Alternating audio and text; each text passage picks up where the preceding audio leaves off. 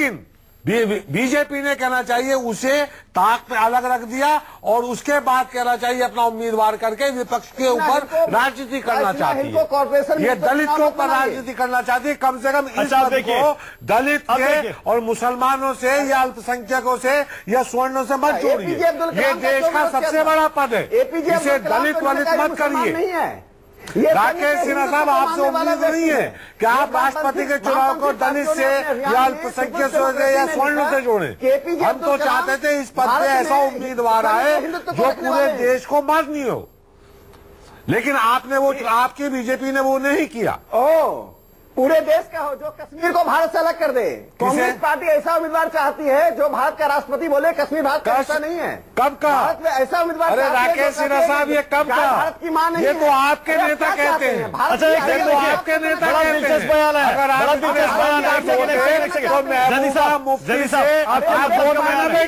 मतलब का बयान है, जरा सुनिएगा एक सेकंड। जीवीएल जरा आप ध्यान दीजिएगा। जीवीएल एक second. GVL doctor Ambedkar, GVL ध्यान दीजिएगा। जीवीएल एक सेकंड। राकेश जी एक सेकंड। एक सेकंड। इस समय शिवसेना प्रमुख उद्धव ठाकरे का बयान, एक सेकंड। शिवसेना प्रमुख उद्धव ठाकरे का बयान है और बड़ा ही दिलचस्प बयान है। जीवीएल जरा सुनिएगा। जीवीएल, उद्धव ठाकरे कह रहे हैं अगर दलित चेहरा आगे रखकर दलितों की राजनीति की जाएगी हमें मंजूर नहीं है, ये नहीं चलेगा। जीवीएल सीधे सीधे, यानी कि आपने जो रामनाथ कोविंद का नाम सामने रखा है, एनडीए के अंदर भी एक मत नहीं है। जीवीएल, उद्धव ठाकरे भी आपके साथ नहीं है। वो आपकी इंटेंशन, आपकी नीयत समझ रहे हैं कि आप सिर्फ दलित राजनीति कर रहे हैं।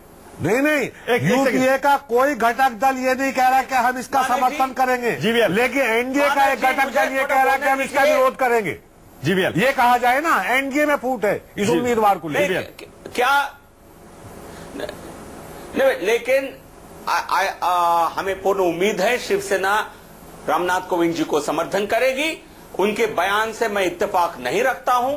हमें दलित राष्ट्रपति जैसे बड़े पद पर यदि एक दलित समाज से एक बड़े काबिल व्यक्ति जाकर उस पर प्रतिष्ठित होते हैं, मैं समझता हूं समाज के लिए एक गौरव की बात है। ये बिल्कुल सही राजनीति है। यदि किसी दल को ऐसा नहीं लगता है, वो उनका अपना विचार है। कह रहे हैं आपके पास नंबर हमारे है, पास आज शिवसेना ही आपके साथ नहीं है। टीआरएस जवान है, हमारे पास है, हमारे पास है, हमारे पास संख्या है, हमारे पास संख्या है, सबका समर्थन प्राप्त होगा। जीवीएल, अगर विपक्ष ने भी दलित उम्मीदवार उतार दिया तब क्या होगा? इस उम्मीदवार सारी स्ट्रैटेजी का क्या होगा? जीवीएल, अब कुछ नहीं होगा। हमारे रामनाथ कोविंद जी का राष्ट्रपति बनना तय है, तो हम उम्मीद करते हैं। और एक चुनाव हारने के लिए कांग्रेस और अन्य दल तैयारी नहीं करेंगे। और बहुत काबिल व्यक्ति हैं, इन पर बहुत निर्विवादित व्यक्ति हैं। देश में और भी काबिल दलित नेता है। जीवीएल, अगर कोई और दलित नेता का नाम सामने आया तब आप दलितों का जो एक मन जीतने की कोशिश कर रहे हैं रामनाथ कोविंद को राष्ट्रपति पद के लिए आगे करके, उस मूव का, उस नियत का क्या होगा? उस रणनीति का, उस स्ट्रैटेजी का क्या होगा? नहीं, हम जो मानक जी जो डिसीजन पार्टी ने लिया है, मैं समझता हूं देश के पूरे देश के समाज इसका स्वागत कर रहा है। ये चुनाव जीतना तय है। अगर दो दलितों के बीच, दो दलित नेता के बीच राष्ट्रपति चुनाव हुआ तब क्या होगा? जीवीएल, वही मैं कह रहा हूं। मीरा कुमार का नाम चल रहा है। हमारा जीत निश्चित है, हमारे जीत निश्चित है। आप मायावती जी का बयान ढंग से सुनिए, आपको खुद समझ में आएगा। नहीं, उन्होंने कहा है बशर्ते दूसरी तरफ से कोई दलित उम्मीदवार नहीं होना चाहिए। अगर हुआ तब हो सकता है सपोर्ट ना करें वो।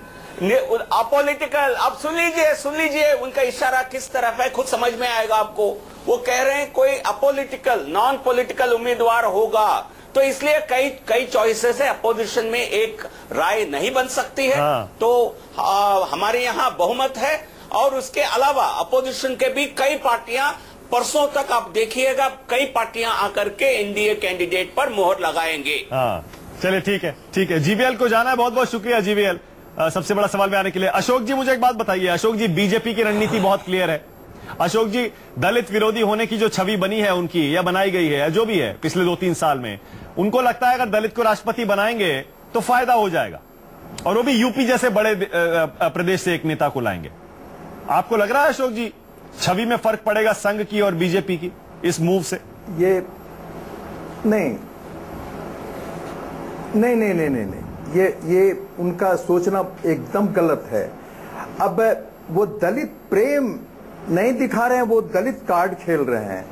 अब तुरंत यूपी में ही सहारनपुर की घटना हुई है, जिसमें किस बुरी तरह से इन्होंने एक वर्ग को पूरी तरह से काट दिया था। अब अगर उसको प्लेकेट करने के लिए ये इतने बड़े पद पे इतनी छोटी राजनीति कर रहे हैं, तो मैं नहीं समझता हूं कि ये बहुत ही तर्क संगत इनका मूव है। नहीं, इनका तो खबर ये चल रही है आदरणीय कोविंद जी को ही इनको कैंडिडेट बनाना। अशोक जी, आप देखिए बार बार सहमति पे आ रहे हैं, लेकिन मैं कह रहा हूं उनकी स्ट्रैटेजी तो बहुत क्लियर लग रही है। एक दलित को राष्ट्रपति पद पर बिठाएंगे, उसके बाद उपराष्ट्रपति पद के लिए भी खबर यह है एसटी या ओबीसी को लाएंगे। इसीलिए सब कह रहे हैं कि इसका मुकाबला विपक्ष कैसे करेगा।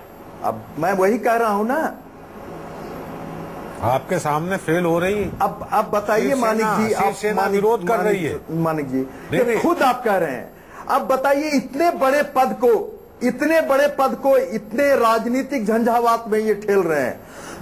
मैं समझता हूं कि राष्ट्रपति और उपराष्ट्रपति के चुनाव को इतना राजनीतिक बनाने की आवश्यकता नहीं है।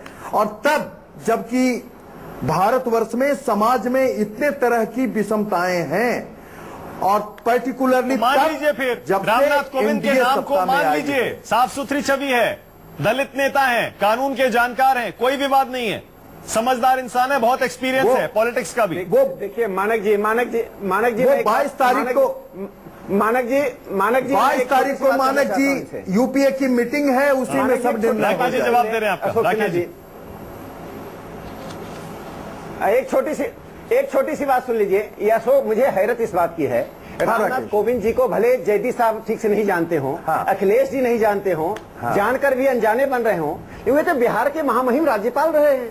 और राज्यपाल के रूप में बिहार में जिस प्रकार से राजनीतिक उहापोह के बीच में उन्होंने संवैधानिक पद की मर्यादा को न सिर्फ प्रतिष्ठित किया, बल्कि विरोधाभास को समाप्त करने का काम किया, ऐसे व्यक्ति के बारे में आरजेडी है वह बोल रहा है। आरजेडी वस्तुतः भ्रष्ट हैं, जितने भ्रष्टाचारी हैं वो विरोध कर रहे हैं। नहीं, जो भी जीवन में सुचिता, राष्ट्रपति भवन की सुचिता, राकेश जी ये सुचिता राकेश जी कहाँ भ्रष्टाचार के मुद्दे पे आप चले? राष्ट्रपति भवन की गरिमा भूल रहे हैं। मैं कुछ बोलूं? हाँ अखिलेश जी, एक सेकंड जी, शायद राष्ट्रपति पद की गरिमा को, राष्ट्रपति भवन की गरिमा को बीजेपी नहीं समझ रही है। कहां हम इनके शिकायत कर रहे हैं? मानक जी इनके नाम का हम लोग सपोर्ट करते, ये पहले ले आते हैं रामनाथ कोविंद जी, पहले ही की राजनीति से ऊपर है। सिन्हा साहब ऐसा राष्ट्रपति का चुनाव एमपी के चुनाव की तरह ले रहे हैं। तो जैसे एमपी के अंदर चुनाव उम्मीदवार के अंदर कमियां या खामियां निकाली जाती हैं, ये चाहते हैं कि विपक्ष को कमियां एक करके ऐसे किसी की आवाज समझ नहीं आएगी। दलित राजनीति का विमर्श। राकेश सिन्हा साहब, ये एमपी का चुनाव नहीं है, राष्ट्रपति का चुनाव है। हम नहीं चाहते कि राष्ट्रपति के चुनाव के अंदर खामियां या कमियां निकाली जाएं।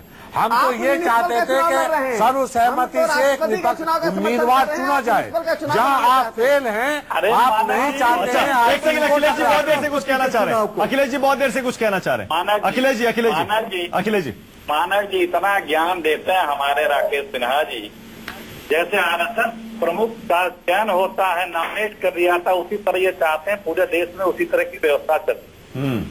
अभी हमारे जो नॉमिनेटेड बीजेपी के प्रत्याशी राष्ट्रपति के हैं, उनके बड़े वो करने के बड़े काबिल हैं, उनकी काबिलियत की बातें सुना रहे थे। हम उसका आपत्ति नहीं हमें, लेकिन आप भी लोग दो नाम चला रहे हो। अभी आप ही नाम लिए हैं उनका, हमारे मीरा कुमार जी का, और आपके चैनल पे दूसरे नाम उनका भी आ रहा था, सुशील शिंदे जी का। अगर काबिलियत में ही मान लो एक मिनट के लिए सोच लो, तो इन दोनों नाम के आगे ये नाम कहाँ टिकता है?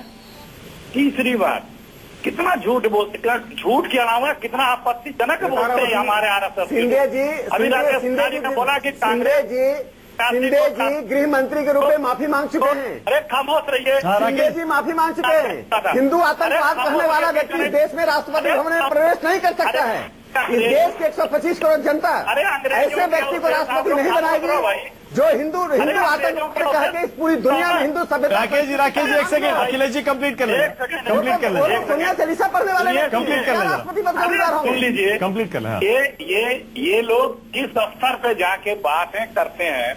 अभी राकेश सिन्हा जी ने कितनी आपत्तिजनक बात कही, वो यही कह सकते हैं कि कांग्रेस या विपक्ष ऐसी प्रत्याशी लाना चाहता था जो कश्मीर को अपना हिस्सा न माने।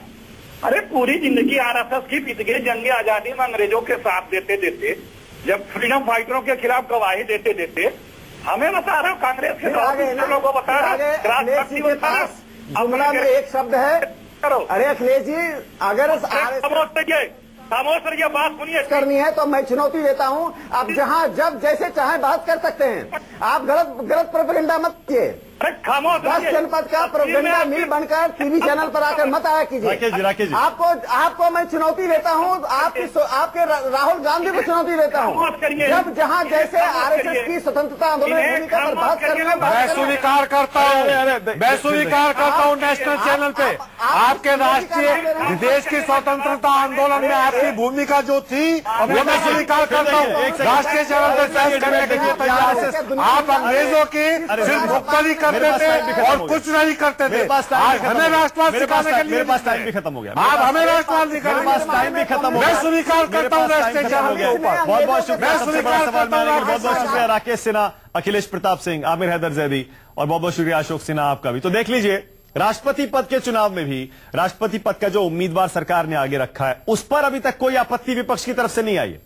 सरकार के अंदर से आ गई है शिवसेना की, लेकिन ये चुनाव ऐसा है कि इस पर भी सर्वसम्मति या सर्वसम्मति बनने की तो दूर दूर तक कोई संभावना दिख नहीं रही है। चुनाव होना ऐसा लगता है अब होने जा रहा है। बहुत बहुत शुक्रिया आप सबका। एक छोटा सा ब्रेक लेंगे, देखते रहिए न्यूज़ 24। सबसे बड़ा सवाल